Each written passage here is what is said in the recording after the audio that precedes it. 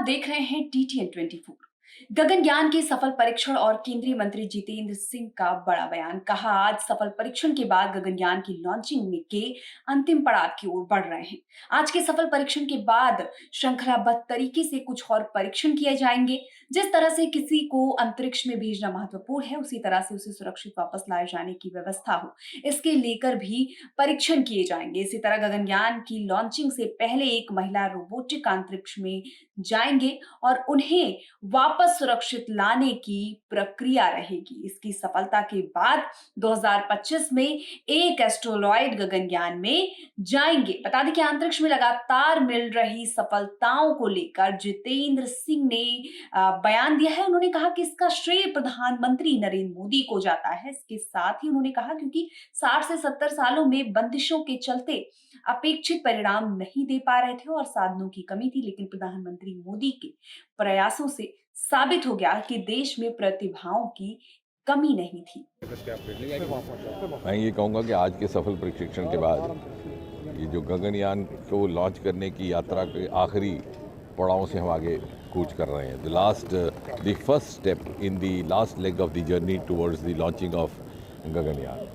और आज का ये जो D1 करके हुआ है, टेस्ट व्हीकल D1 टेस्ट, उसकी कामयाबी के उपरांत एक श्रृंखलाबद्ध तरीके के साथ इस प्रकार के कुछ और टेस्ट किए जाएंगे। अब आज के टेस्ट व्हीकल के माध्यम से जैसे कि क्रू मॉड्यूल की इवैल्यूएशन हुई, टेस्ट व्हीकल की हुई, और साथ ही साथ एस्केप सिस्टम कि यदि आवश्यकता पड़े तो किस प्रकार हमारे अंतरिक्ष में गए हुए व्यक्ति बाहर सुरक्षित निकाले जा सकते हैं, आ सकते हैं, उस सारे।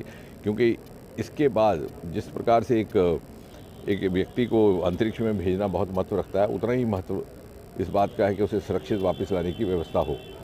तो श्रृंखलाबद्ध तरीके के साथ जब इस प्रकार की टेस्ट फ्लाइट्स होंगी, फिर उसके बाद आगे चल करके एक बड़ी फ्लाइट जो लगभग ड्रेस रिहर्सल जिस तरह से ह्यूमन मिशन होगा, उसमें कोई व्यक्ति तो नहीं होगा, लेकिन उसकी इटरनरी उसकी यात्रा उसी प्रकार की रहेगी। और फिर गगनयान के लॉन्च से 5-6 महीने पहले एक रोबोटिक हमारे अंतरिक्ष में जाएंगे, महिला रोबोटिक वयोमित्र, और वो उसी प्रकार की गतिविधियां करेंगे और वापस लौटेंगे। और जब हम फिर उस प्रकार उसके उपरांत जब पूरी तरह से संतुष्ट हो जाएंगे, तो फिर एक वाकई हिंदुस्तानी मूल के एस्ट्रोनॉट गगनयान में लगभग 2025 में जाने की स्थिति में रहेंगे। सरकार की बढ़ती वैज्ञानिक सफलताओं को कैसे? मुझे लगता है कि पिछले 3-4 वर्षों में जो क्वांटम जंप हुआ है हमारे अंतरिक्ष के क्षेत्र में, और आज इस स्थिति में हम कि अब दूसरे देशों की अगुवाई कर रहे हैं, उसका एक बहुत बड़ा श्रेय जाता है प्रधानमंत्री मोदी जी को। हम गुजरे ज़माने में 60-70 वर्ष तक अपने ऊपर लादी गई बंदिशों से के कारण बहुत सारे कार्य उस प्रकार से अंजाम नहीं दे पा रहे थे जिस तरह से कर सकते थे। साधनों की भी कमी थी और सिनर्जी की भी कमी थी।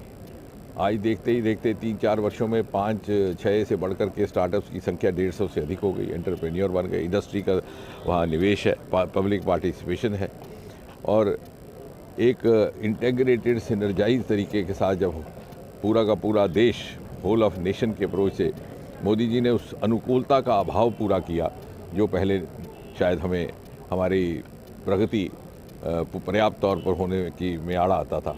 और आज जब सब स्टेक होल्डर्स एक साथ जुड़ गए हैं, तो आपने देखा ये प्रमाणित हो गया कि भारत में प्रतिभा की कमी ना थी, योग्यता की कमी ना थी, परिश्रम करने की क्षमता भी थी, लेकिन जो नीति निर्धारकों के स्तर से जो अनुकूलता उपलब्ध होनी चाहिए थी, उसकी पूर्ति प्रधानमंत्री मोदी ने की।